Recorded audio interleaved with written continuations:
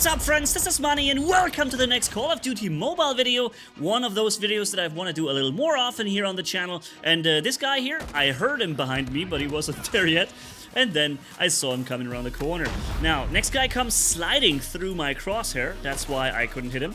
I'll show you something about this sliding stuff later in the match. But overall, aside from some amazing gameplay, I'll be having some fun with the AK in this video. Let's have a look at the AK-47, which also leads into another episode of a video I want to do soon with the TTK, Time to Kill, and what makes the weapon called Grau 556 so powerful and the best weapon currently in the game, because the time to kill is super short, and there are a number of other features as well that make this weapon so good compared to, for example, this AK-47.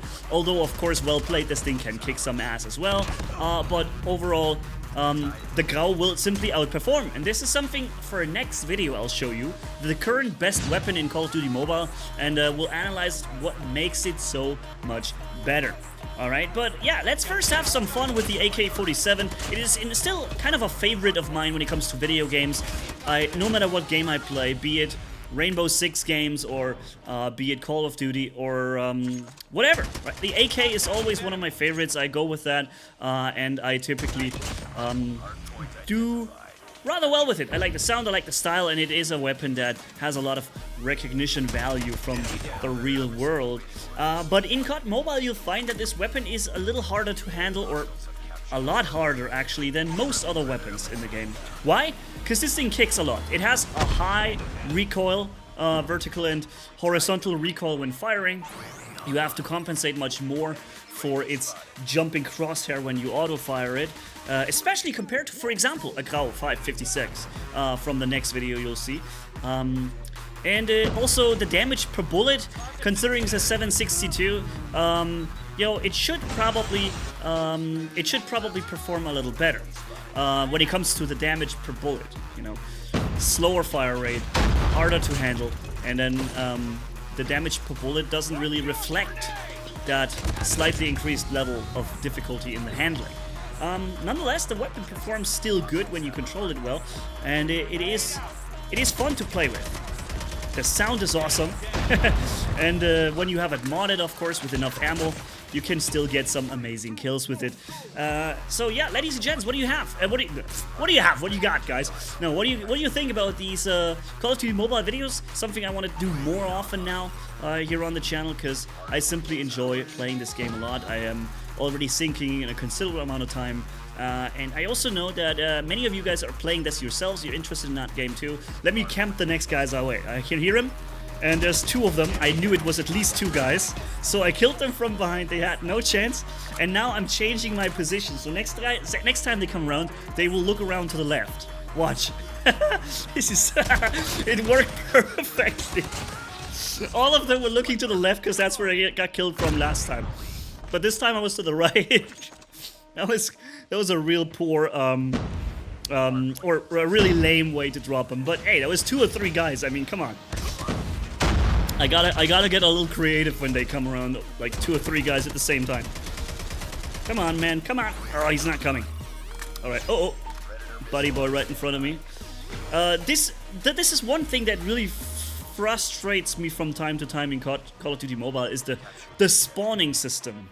Like sometimes, or very often actually, enemies simply spawn directly next to you or behind you, and then suddenly the whole spawn shifts. If you're playing Team Deathmatch, for example, the entire enemy base spawn simply moved behind you. Now, you had all enemies in front of you a second ago. Now everybody is going to spawn behind you and just kill you, and you can't know it unless you have the UAV running, and you'll see them spawn or something. Yeah, it's a really good shot, good shooting there. Oh, it was another guy. So another dude was it with a Car 98. All right, that airstrike didn't hit. By the way, I am changing from this manual controlled airstrike to a deployed airstrike just on one spot, where you don't have to steer the missile. I'll show you this in an upcoming video as well. I hear something behind me, and it must be an enemy, but it seems like it's above me. Ah, nope. Ah, come on. Yep. With the typical Counter-Strike ears that I still have, I could kill people through the walls just from hearing them walk. That's how accurately I can tell where they are, and this is really something that helps you tremendously in these games. If you have the headphones on, you have the sound volume loud enough. Did I get it? Looks like I didn't get it. I almost got him before I got blinded. I got lucky here. I got zapped, but the guy was suddenly in a weapon switch and didn't kill me. By the way, this is a game mode where we have to control these changing positions on the map, the hard points, and I didn't do that all too well here. We were in the lead for a while, but then unfortunately at the very end, although I was trying my best in this first match here to really go for the hard points and trying to at least lock him off from the enemy or hold them myself, they actually won this match here. And it's also kind of related to the spawns of the hard points versus the spawns of the enemy team that is currently active. I found that sometimes it's really difficult, and sometimes I feel like some teams are just more lucky when it comes to their spawn in relation to the hard point.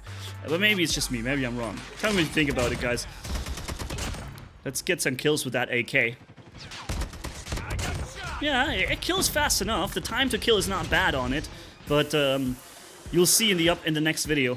Fail grenade. You'll see in the next video how the AK-47 performs.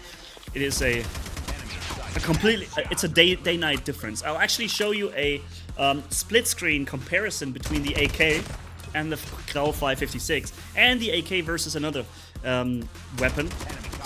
And typically, the AK is one of the worst ones, honestly. There are probably worse weapons. I haven't tested all of them, but definitely one of the worst weapons here, the AK. Doesn't change the fact that I really like it, and I'll still be using it. And here it is. See that slide?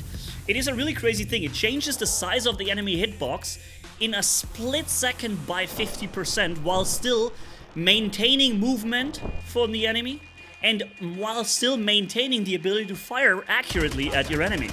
So you have no downtimes or no disadvantages from using the slide compared to your enemy who suddenly, at an abrupt moment, has a 50% smaller hitbox on his enemy, right? So no matter if you have a good aiming or not, if you didn't anticipate the enemy movement, you're going to have to re-aim during your kill time of the enemy, and that most likely is going to get you killed if the enemy did use that slide, and you did. I told you many times I don't like the games so much that use this, because to me it's not realistic that you can just, shrink your hitbox size by 50%, maintain full movement control and full aiming controls at the same time. But that is the case in COD Mobile. And I'll be also using it a little more going forward, getting more used to it, but I'm not a big fan of it. I wish they wouldn't do this sliding business. Or at least if they do the slide, they have to build in disadvantages to it as well. Okay, you slide, you keep your momentum, but your aim gets a malus, like a debuff, like minus 50% or more bullet spread something.